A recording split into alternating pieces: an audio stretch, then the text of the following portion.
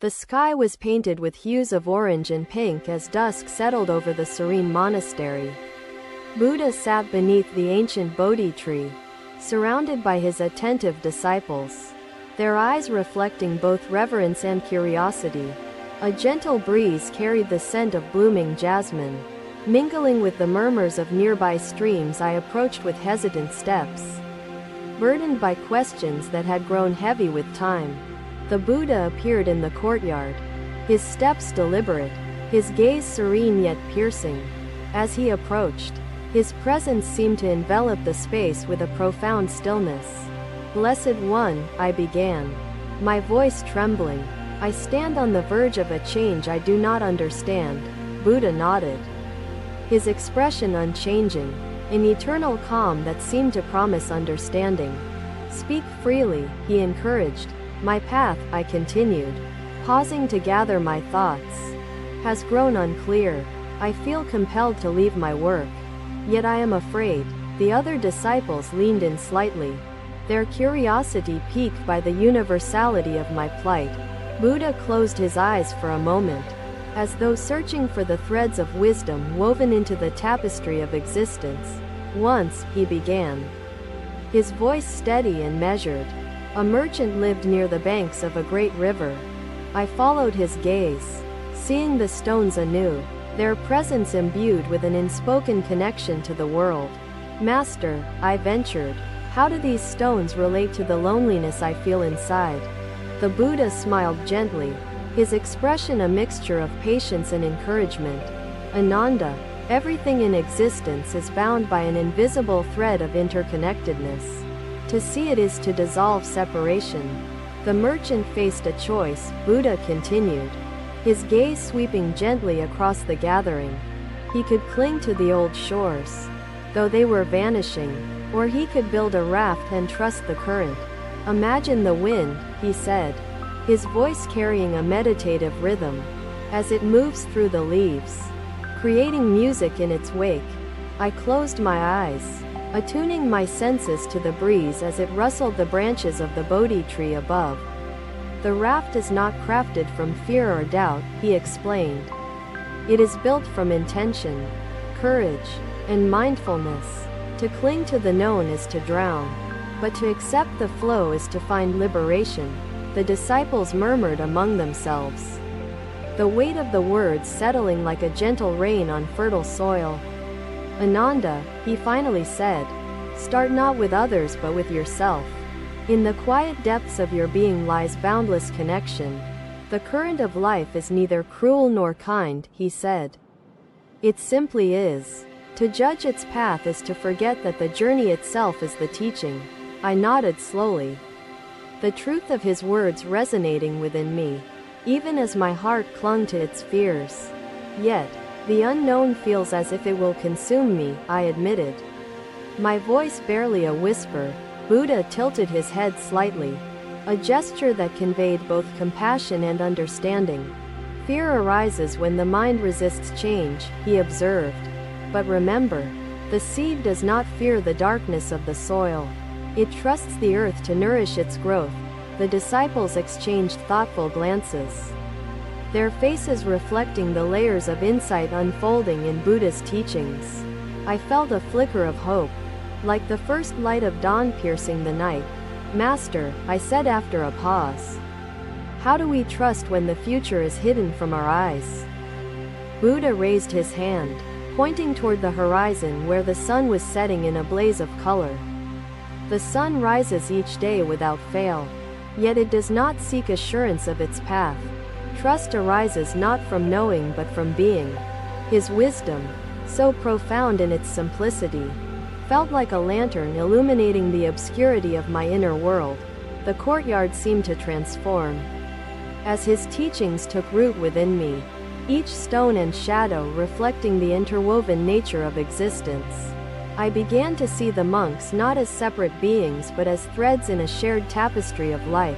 As the sun reached its zenith, casting its light across the monastery walls, a sense of peace began to emerge. To fear failure is to deny oneself the opportunity to learn and grow. The disciples nodded in agreement, their faces glowing with newfound clarity. I felt my own resistance beginning to crumble, replaced by a tentative willingness to embrace the unknown. Buddha leaned slightly forward, his presence a quiet yet powerful force. I rose, the heaviness in my heart giving way to a sense of possibility, and followed him into the unfolding day. Another day.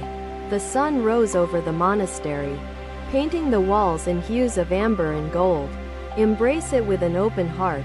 The words settled within me, their truth undeniable yet challenging. I looked around at the faces of my fellow disciples, finding solace in their shared journey of understanding.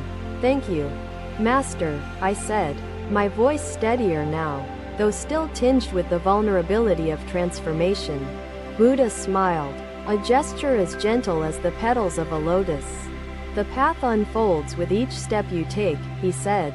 "Walk it with courage and compassion, and the answers you seek will reveal themselves." The night deepened, stars beginning to sprinkle the sky with their light. Kamala's tears flowed freely as she listened, her hands trembling as she clutched her simple woven shawl. "But Master," she said, "how can I bear this pain when it feels like a chasm that cannot be bridged?" The Buddha gestured to the river, its current steady and unrelenting, carrying fallen leaves to distant, unseen destinations. The questions in my heart had not disappeared, but they no longer felt like chains. They were now seeds, planted in the fertile soil of understanding, waiting to grow. And so, I rose, not with certainty but with a quiet resolve. The unknown lay before me, vast and uncharted, yet I felt ready to take the first step. Another day dawned, the sun climbing above the hills, its rays illuminating the monastery in golden brilliance. Buddha sat beneath the Bodhi tree, surrounded by disciples who had gathered in silent anticipation. "But Master," she asked, her voice quiet yet filled with longing, "how can I offer anything when I feel so empty and broken?" The Buddha turned to her fully, his expression firm yet kind, his voice resonant with gentle authority. "Kamala," he said, "your pain has taught you the depths of the human heart." Buddha greeted me with his ever-serene gaze, his presence as calming as the rivers flowing beyond the hills. He gestured for me to sit, and I lowered myself to the ground, the grass soft beneath my palms. "Blessed One," I began, my voice steady despite the storms within, "I have made the choice to leave my work." Buddha nodded, his calm demeanor a reflection of the eternal truths he embodied. The disciples leaned forward, their curiosity mirroring my own, eager to hear wisdom unfold. "I now stand at the edge of my journey," I continued, "but the road ahead is daunting and uncertain." Buddha smiled gently, as if he had encountered this truth in countless lives and countless forms. "The journey you fear is the journey that will transform," he said, his words deliberate and filled with profound clarity. Buddha closed his eyes briefly, seeming to draw upon the infinite well of knowledge within him. "There was once a traveler," he began, his voice steady as the rhythm of the earth, "who sought a distant treasure." The disciples listened intently, their expressions a blend of curiosity and reverence. The story unfolding like the petals of a lotus. The traveler packed his belongings and embarked on the road. Buddha continued, his gaze sweeping across the assembly. His journey was fraught with rugged terrain, fierce winds, and the doubts of other travelers he met along the way. I felt the weight of those obstacles as though they were my own, the resonance of the story stirring the questions within me. The Buddha turned to me, his gaze penetrating and wise, as if he could see the questions forming within me. "Ananda," he said, his voice steady and deliberate, "did you see how Kamala's sorrow began to transform the moment she chose compassion?" I nodded, my heart stirred by the simplicity and power of his teaching. Yet questions lingered in my mind. They refine, rather than diminish, your strength. Each obstacle you face teaches you the courage you carry within. His words settled in the air like a gentle rain, soaking into the soil of my being. But what if the path leads me astray? Master? I asked, my doubt speaking louder than my resolve. Buddha tilted his head slightly, his gaze unwavering yet compassionate, as though seeing not just my doubt but my potential. No path truly leads astray, he answered, for every road holds lessons that guide the soul closer to its truth. The disciples exchanged thoughtful glances, their faces reflecting the depth of the teachings they received. I felt my own resistance begin to crumble under the weight of understanding. Master, I asked, still seeking clarity, what should I carry to ease this daunting journey? Buddha gestured toward the distance, where the hills rose and fell like waves frozen in time. Carry compassion, he said, his voice steady as the pulse of the earth. Compassion lightens the burdens of others and clears the heart for the traveler. Carry mindfulness, for it is the lamp that reveals the way. The disciples nodded, their expressions glowing with the light of newfound wisdom. Their gazes turned inward yet connected. I felt the weight of his words, their truth undeniable yet challenging, their simplicity profound. Thank you, Master, I said, my voice steady now, though tinged with vulnerability. Buddha smiled, his presence as gentle as the moonlight illuminating the monastery at night. Each step reveals its own treasures, he said, his words resonating like a melody woven into the fabric of existence. Walk with courage and an open heart, and the treasures will find you. It seeks no reward, no recognition. It is an offering of the heart, free of expectation. The journey ahead still loomed vast and uncharted. Yet the fear no longer held me captive. I rose with a quiet resolve, my heart carrying the essence of Buddha's teachings like a lantern against the darkness. The road stretched before me, daunting yet inviting. As I took the first step into the unknown, another day began. The air crisp with the arrival of dawn, sunlight weaving golden threads through the monastery's quiet corridors. The Bodhi tree stood unwavering, its ancient presence a silent witness to countless teachings and transformations. Buddha sat beneath its broad canopy, his expression serene, reflecting the wisdom etched into time. I approached with steady steps, my heart now lighter yet filled with questions that lingered like echoes in the depths of the mind. Buddha greeted me with his tranquil gaze, his presence an anchor against the uncertainty that remained within me. He gestured for me to sit, and I lowered myself to the ground, the earth beneath me steady and supportive. Blessed One, I began, my voice calm yet carrying the weight of longing. I have journeyed far and embraced change. Yet, now that I have arrived at a new path, I find my heart yearning for stillness. Buddha nodded slowly, his eyes reflecting a depth that seemed to encompass the entire cosmos. The disciples leaned closer, sensing the significance of my inquiry. Stillness, Buddha said, his words deliberate and measured, is not the absence of movement, but the harmony of being present in the moment. The disciples murmured softly, their reactions mirroring my own desire to understand the essence of his teachings. Once, Buddha began, his voice resonating with a quiet rhythm. A man climbed a mountain seeking its peak, hoping to find a place of ultimate rest. The story unfolded like a painting created with words, each stroke vivid and evocative, drawing us deeper into its wisdom. The man climbed with determination, enduring the winds and treacherous terrain, finally reaching what he believed was the summit. Buddha continued, but upon arriving, he discovered not a pinnacle but a plateau leading to another range beyond. I felt the weight of his parable settle into the corners of my mind, its truth challenging yet illuminating.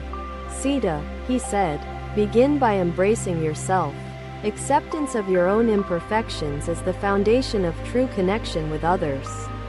It is found not in arriving, but in being present amidst the journey.